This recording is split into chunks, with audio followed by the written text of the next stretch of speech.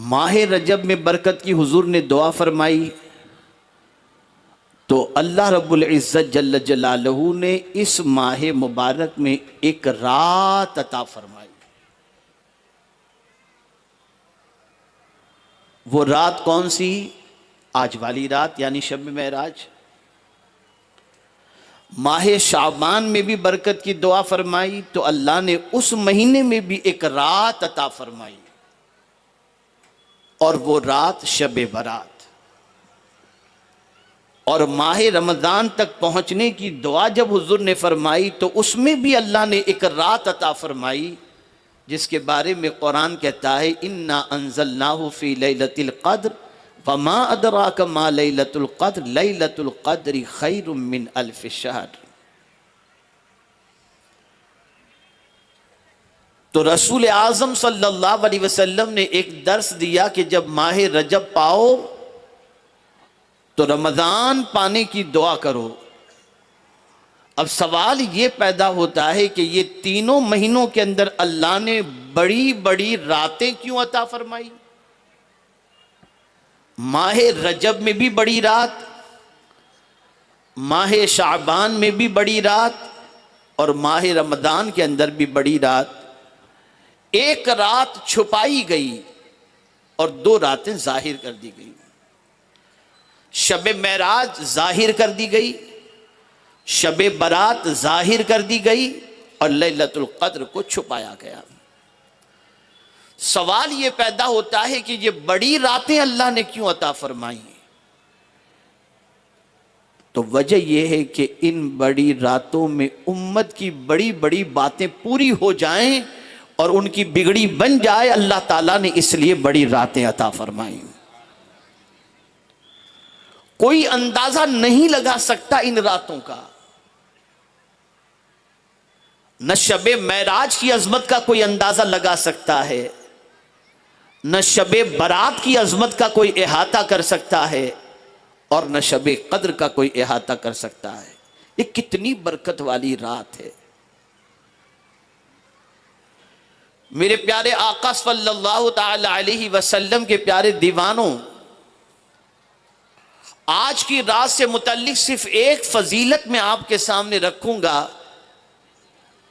तो मुझे यकीन है कि इंशाअल्लाहुल अज़ीम आज की रात को आप ज़ाय नहीं करेंगे बल्कि रब्बे क़दीर जल्ल जलालहू की बंदगी में गुजारने की कोशिश करेंगे। मुझे ये बताइए, अरफात के मैदान में हज़रत आदम अलैहिस्सलातु वस्सलाम और हज़रत हव्वा रज़ी अल्लाह तआला अन्हा की मुलाकात हुई। अब हज किसको कहते हैं? तो फरमाया गया हज क्या है? अरफा ही है। अगर कोई शख्स मिना में भी क़याम कर ले, मुज़दलिफ़ा में भी क़याम कर ले और वक़ूफ़ अरफा न करे तो उसका हज नहीं होता। और फिर यौम अरफा की फजीलत में फरमाया गया कि जो शख्स यौम अरफा को वक़ूफ़ अरफा करे वो जो दुआ करता है अल्लाह उसकी दुआ को कबूल फरमाता है और उसे गुनाह से ऐसा पाक फरमा देता है जैसे वो अपनी माँ के पेट से पैदा हुआ।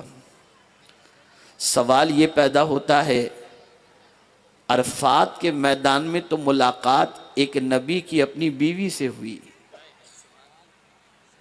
तो नबी की मुलाकात उनकी बीवी से हो जाए तो उस दिन की दुआ को अल्लाह रद्द नहीं फरमाता। तो जिस रात खुदा की मुलाकात महबूब से हो जाए उस रात की दुआ को अल्लाह कैसे रद्द फरमा सकता है? इससे आप अंदाजा लगा सकते हैं कि आज की रात कितनी अहम रात है।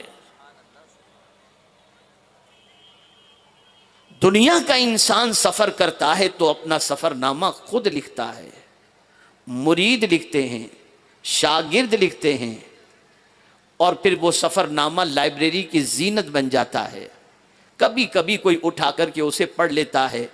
लेकिन अगर 70 साल पहले कोई सफर हज के लिए गया हो और अपना सफरनामा उस वक्त उसने लिखा हो कि यहाँ ये होता है, यहाँ ये होता है, यहाँ ये होता है, आबे जमजम को कुएं से निकाल कर पिया जाता है, उस सफरनामे को पढ़कर आज का कोई शख्स मक्का मुकर्रमा पहुंचकर आप भी जमजम के लिए चाहे जमजम तलाश करे तो उसे कुआं नजर ही नहीं आएगा, लेकिन उसका सफरनामा लाइब्रेरी में पढ़ा जाता है। एक बार कोई पढ़ता है, 2 बार कोई पढ़ता है, सफरनामा मुरीद लिखता है या खुद लिखता है या शागिर्द लिखता है, या रसूल अल्लाह आपकी अजमतों पर कुर्बान, ये सफ़र मेराज कितना अजीम सफ़र है कि आपके सहाबी ने सफ़रनामा नहीं लिखा, खुद रब्बे कदीर ने इस सफ़रनामे को नाजिल फरमाया।